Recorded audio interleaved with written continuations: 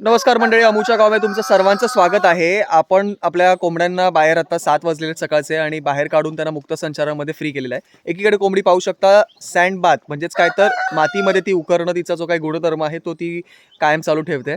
आणि त्याचबरोबर थोडं थोडं आता जसं सूर्य वर येत जाईल त्याप्रमाणे ती लोक सँड बरोबर सनबाथ पण घेणार आहेत. एकीकडे तो तुम्ही ग्रुप पाहू शकता, तिथे काहीतरी काम करतोय. काय काम करतोय आपण थोडक्यात समजून घेणार आहोत. जसं मी तुम्हाला सांगतो की इंटिग्रेटेड फार्मिंग मॉडेल्स फार इम्पॉर्टंट ठरत आहेत आपल्याला आत्ताच्या मॉडर्न शेतीमध्ये.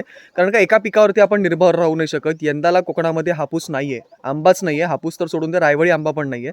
मग आपण आता आंबा शेतकरी डोक्याला हात लावून बसणार आहोत का? वर्षभर आपण ज्या गोष्टींची किंवा ज्या शेतीची जोपासना करतो आणि जर त्याचं पीक नाही मिळालं तर आपण पूर्णपैकी कोलॅप्स होऊ शकतो. हेच कोलॅप्स होणं आपल्याला कुठे ना कुठेतरी टाळायचं आहे. म्हणूनच आपण काय करत आहोत, जो वेळ पूर्ण वर्षभर आपण एका गोष्टीला देत आहोत त्याबरोबर 4 गोष्टी देखील बनवायचा प्रयत्न करत आहोत, जेणेकरून आपण सस्टेनेबिलिटी आपल्या शेतीमध्ये आणू शकतो, आपल्या डेली लाईफमध्ये रुटीनमध्ये आणू शकतो. इंटिग्रेटेड फार्मिंग मॉडेल्समध्ये आपण मत्स्यपालन, कुक्कुटपालन आणि खेकडापालन नव्याने सुरुवात केलेलं आहे. त्याचबरोबर आपल्याकडे गावठी गायी आहेत. त्या गायींपासून आपण शेणापासून गांडूळ खत, शेणखत असं निर्मित करतो आणि सगळं बागेला खत निर्मितीसाठी बराचसा पुरेसा वापर करून घेतो. आत्ता काय करत आहेत ती तिकडे टीम मीटिंग आपण पाहूया.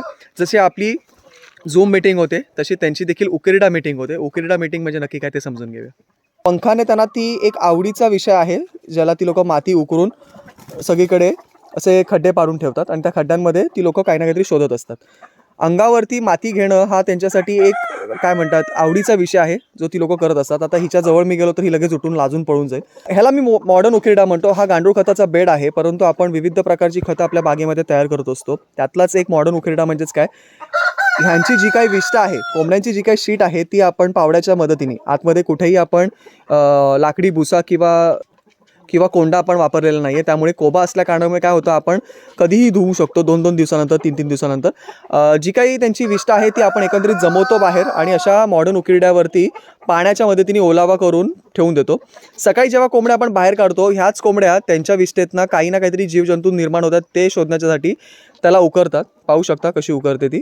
आणि ते उकरत असताना ती कीड-मुंगी खातेच, त्याचबरोबर त्या खताला एरिएट करते. खालचं खत वर आणते, वरचं खत खाली टाकते.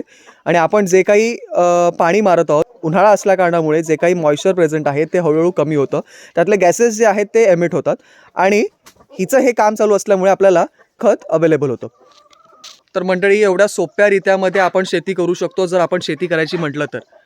पहिलीपासून आपण बेसिक सायन्स शिकत आलेलो आहोत, एक लाईफ सायकल समजलेला आहोत. प्रत्येक जीवजंतू कुठल्या ना कुठल्या तरी गोष्टींवरती निर्भर आहे. मग तो माणूस असू देत किंवा पक्षी असू देत, प्राणी असू देत.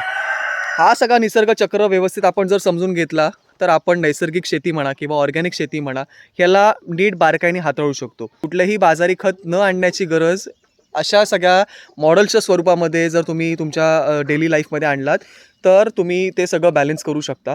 तुम्हाला हा व्हिडिओ कसा वाटला नक्की सांगा आणि अमूच्या गावाला नक्की भेट द्या ह्या गोष्टीला जर तुम्हाला अनुभवायचं असेल तर.